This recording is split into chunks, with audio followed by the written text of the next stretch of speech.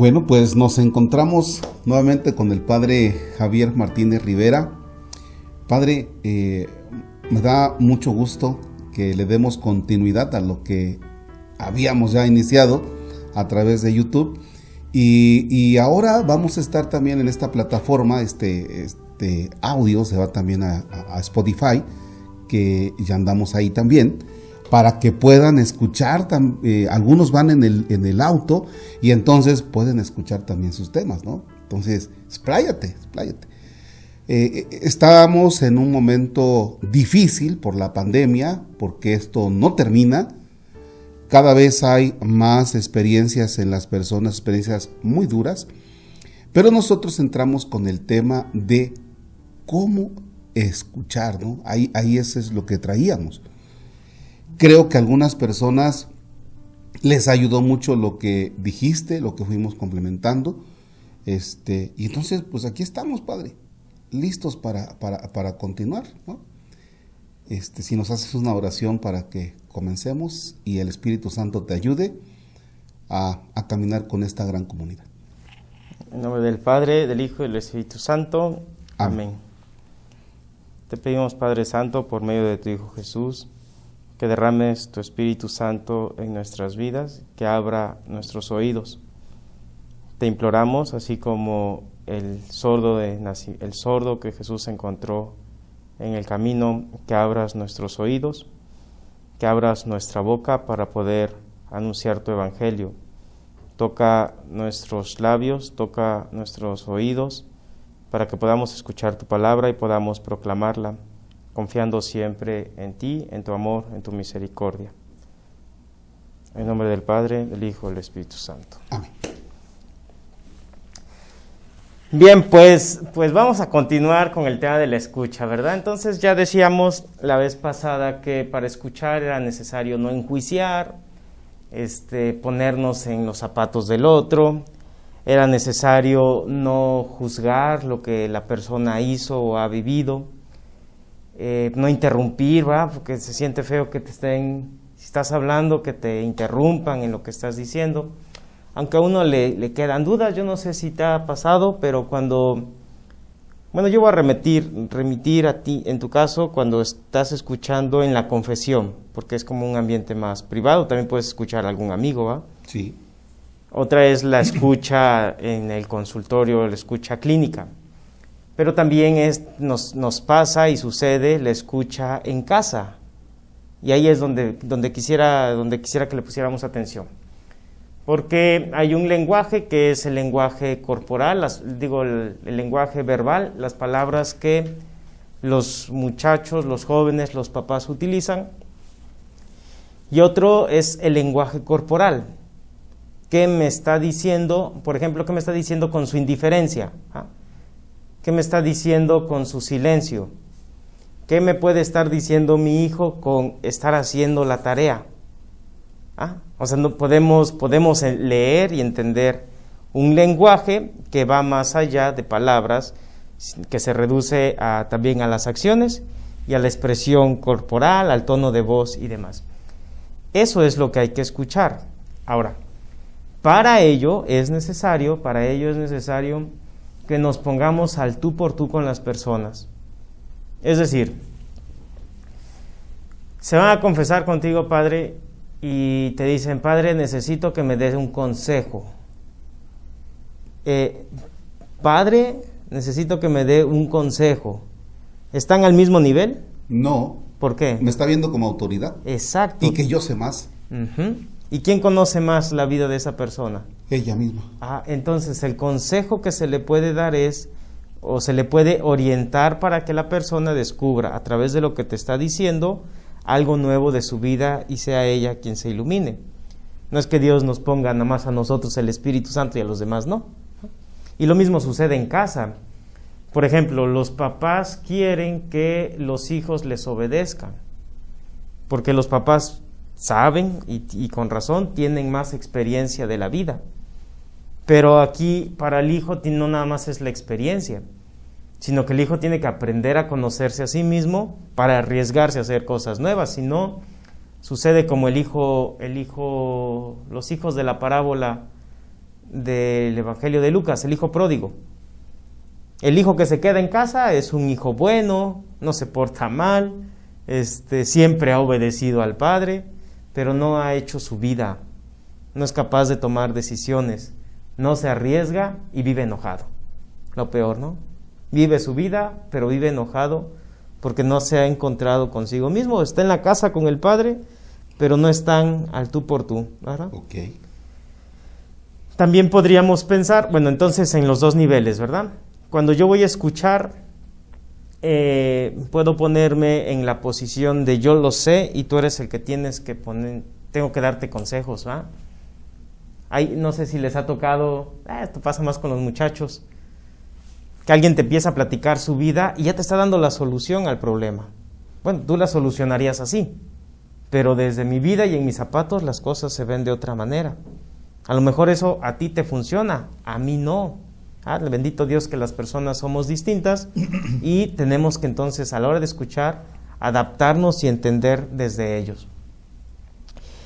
Otro factor es quien escucha y escucha desde abajo y entonces, no, sí, tiene razón y no confronta y no dice verdades y no se arriesga a proponer o a hacer preguntas porque se siente menos. Es decir, la escucha, para escuchar bien a una persona es estar persona a persona, tu vida frente a la mía, ¿verdad? Sin sentirte más ni menos, ¿no? Padre, estamos hablando de la interrupción, pero aquí te interrumpo, es decir, que por ejemplo, en los hogares hoy, muchos hijos les cuesta decir, quiero hablar contigo, porque lo ven como autoridad y como papá, pero no lo ven como aquel que te puede escuchar porque estás pasando un momento difícil, ¿no? Por eso nos cuesta el diálogo. O el papá que ve menos al hijo o a la hija y no le dice, mira, quiero platicar contigo esto que está pasando con tu mamá, porque nos vemos como por autoridades arriba, abajo, pero no como iguales. Y es interesante entonces en el diálogo vernos sin perdernos el respeto, ni los, ¿cómo se podría decir? Los papeles que jugamos, papá, hijo, sin perder esos roles, pero sí tener la capacidad de vernos como personas, ¿no? Yo no sé tu experiencia cuando te ordenaste sacerdote o diácono. Y llega la familia y te dice, ¿y ahora cómo te tenemos que decir? Ajá. ¿Verdad? Ya, o sea, antes me decían hijo de la fregada y ahora dice, ya quiere decir padre. Ahora es el padre de la fregada. Porque te cambia el rol. O sea, inmediatamente, ¿verdad? La ordenación. Pero lo que es interesante es cuando un hijo a su papá, tus papás van a ser tus papás siempre, de ahí van a ser nuestros padres, estén vivos o hayan muerto, son nuestros papás. Pero cuando con tu papá tú entablas un diálogo de confianza, aunque le sigas diciendo papá, pero lo estás tratando de tú a tú, sin perderse el respeto. A mí me encanta ir a casa de mis papás y cotorrear con ellos, los chascarrillos, y los disfruto. O sea, ya ellos siguen siendo mis papás, me dieron la vida, pero en el trato somos iguales, ¿verdad? No, ni ellos se sienten más que yo, ni yo me siento más que ellos. Eso ayuda mucho. Ahora volvamos al ejemplo que decías del papá cuando el muchacho quiere el consejo. Pero si el muchacho sabe que el papá siempre ha estado encima de él, o la mamá siempre ha estado señalando las cosas, no se va a arriesgar. Claro que no. Entonces necesita la mamá o el papá dar el primer paso para que el muchacho tenga la confianza de decir, ¿en qué te escucho? Estamos hablando de la familia, vamos a llevarlo a la iglesia, a los grupos de iglesia, ¿te parece? Sí. Se forma un nuevo grupo de jóvenes, o se forma los de la renovación, bueno, ya para no decir nombres, ¿va? Se forma un grupo y la persona viene por primera vez, ya fue a su retiro de fe y conversión, se está integrando Y lo primero que la persona hace cuando va a un retiro es hablar. Mi experiencia es esta. Y las personas que ya estamos en la iglesia decimos, ay, otra vez lo mismo, ya me la sé, ya. Eso que la persona le hizo, ese cuate, el que está hablando, después corre el riesgo de hacer lo mismo, porque se pone en un papel de, pues yo ya tengo más tiempo en la iglesia, yo ya sé más de Diosito, yo escucho todos los días al Padre Marcos, ¿qué me vas a platicar tú a mí? ¿Va? Y no solamente en YouTube, también lo escucho en Spotify. ¿Va? Eso ya, o sea, corremos el riesgo porque dominamos, imponemos, controlamos un diálogo. Ya se impuso. Para poder dialogar de tú a tú con alguien, es necesario quitarnos facetas y roles que ocupamos. ¿Te ha sucedido? ¿Nunca te ha pasado que llegues a algún lugar y te pongas a platicar a alguien que no conozca al Padre Marcos? Sino en un lugar, vamos a suponer que andas de vacaciones por Cancún y te topas con alguien y te pones a platicar con él, sin que sepa quién eres. Y tu escucha es distinta. Tú dices, no me irán a robar, ¿no? Tus oídos están así, bien abiertos, porque no te conocen. Pero si alguien dice, es el Padre Marcos, ya tienes una etiqueta. A mí me sucede, por ejemplo, con mis sobrinos los más chiquitos que no saben qué significa ser padre y con quien puedes jugar y convivir y es necesario gatear, pues gateamos. Es necesario hacer muñequitos de plastilina, los hacemos. Pero el niño no sabe, ¿va? No sabe qué significa ser padre o por qué trae el ornamento, ya no lo tiene, ya dejó de ser padre. No, tú juegas con él. Y le escucha al niño, te la agradece. Pues estamos a la par. Sí. Y lo mismo sucede con el abuelito y con el muchacho y con el papá desanimado. Si depende desde donde tú estés escuchando o hablando, es que se puede entablar un diálogo. Si no, hablarán, pero no se estarán comunicando. Bueno, sí habrá comunicación, pero no será efectiva. Y lo que buscamos ahora que en las familias tengan, en este momento, es comunicación efectiva. Uh-huh. ¿No? Ahora, supongamos, padre, que la mamá, vamos a suponer, ¿no? La noble de la casa de ordinario, que la mamá diga, yo ya quiero mejorar las cosas con mis hijos, me urge, así dice nada más. La mamá quiere y el muchacho no. Quiere solucionar las cosas con el esposo y el esposo no.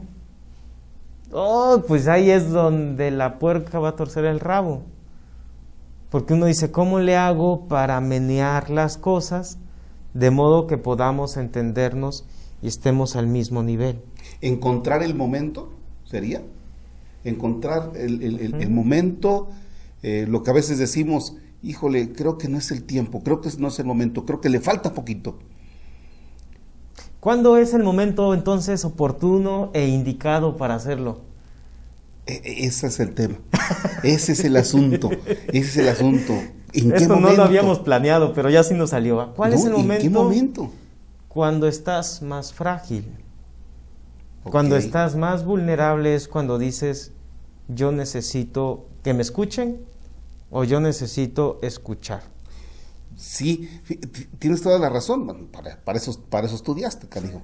Fíjate, tienes toda la razón, porque cuando tú quieres hablar con una persona algo de Dios, en nuestro caso, y no, pero pierde un familiar por desaparición forzada, o la muerte de alguien, o un secuestro, y fíjate cómo es el momento en el que podemos hablar, ya, porque hay sensibilidad, y es el momento en el que podemos comenzar a decir, me interesas, ¿no?